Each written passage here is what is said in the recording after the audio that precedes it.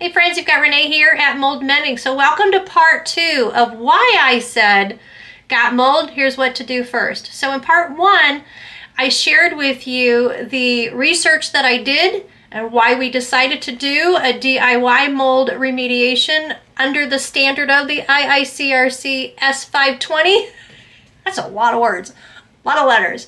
But you learned about that in part 1.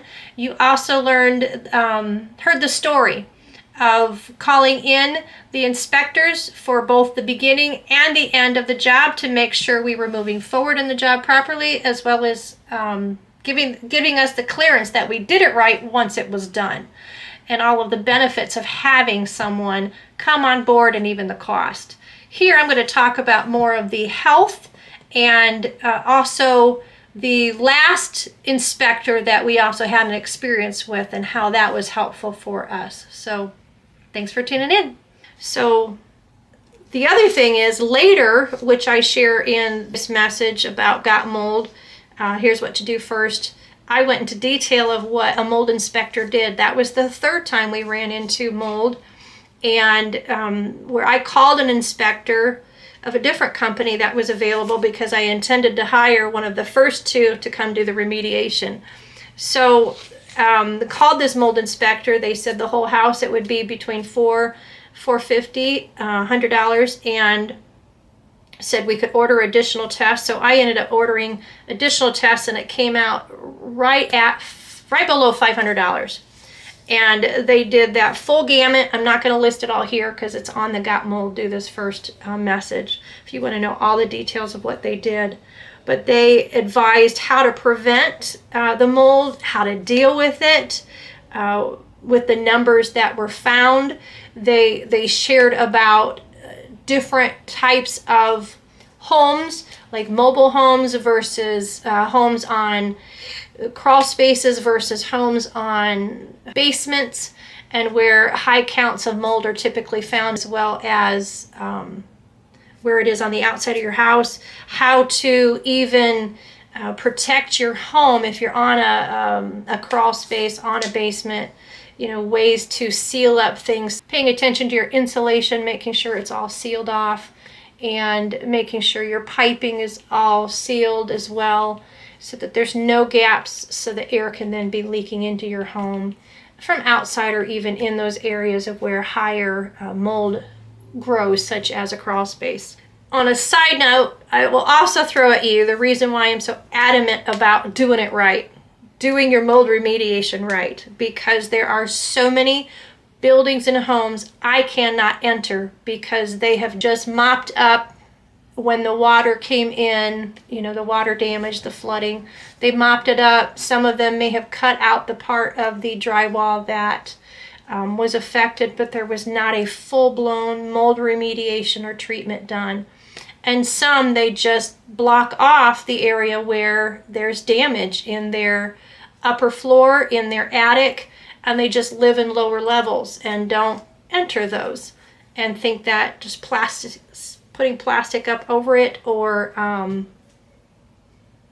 other ways keeps it from getting into the living area. And unfortunately, when I have entered these places not knowing that they had that water damage prior to, I was getting sick. I would get this tightness and this heaviness, almost like somebody was stepping on my chest, with this heavy foot, and just it was just compacting my breathing, compacting the respiratory ability.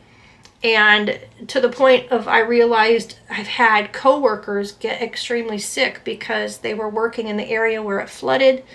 So it's telling me that there was mold that just was not addressed. And myself having to even lay boundaries down when I found out that there was damage in the building that I'd be working at, after knowing I had mold illness, having to put boundaries down of, I can't work here anymore. I will continue to work for you, but I can't work in this environment because look, it's making me sick. And I've had journals of dates that I would enter the building and notice things and finally question, I think you've got an issue here. And then to find out they did. They had a third floor complete water damaged, ceiling kind of collapsing in, not good. And then others as well in different buildings being sick and having to even go to the ER. So it's a big deal, not just to those of us with mold illness, but just like I said, to the average person. Mold can affect you. It could be what's causing you your allergic reactions. It could be causing you those headaches and a lot of other issues. And it can keep those of us who are ill from returning to your home or returning to your place of business. The other thing I'll just throw at you is those of us with mold illness, or those of us who are more susceptible to the ill effects of mold, we can actually have a colony of mold growing in our body. And one of those colonies is called marcones. When we breathe those air, the spores that are floating in that air of that building, breathe it in, it also goes through our nasal passages. And what happens is the mold actually gets stuck within our nasal cavity and creates a colony. And it makes a hard shell around that mold spore to where it's very difficult to treat it. We have to use certain medications and such to break that outer shell off of those mold colonies. So it's a big deal for those of us with mold illness to avoid being in a moldy environment, because we do not want more colonies and more spores infesting our body. And that's honestly what I've had to deal with and what I am still dealing with. So just another reason of why it would be important for you to do your mold remediation right. So friends, that's the end of part 2. Glad you tuned in. I hope now that you are encouraged and understand why it is imperative for you to choose the IICRC standard for your mold remediation jobs, either in your home or in your building. And the biggest thing is, I just want you healthy, and I want your places of work, your places of fun, and your home to be safe for not only you, for others in your family, but also for those who are extremely sensitive to mold, that they would not have any problems. Remember, we can be well even while ill. Bye.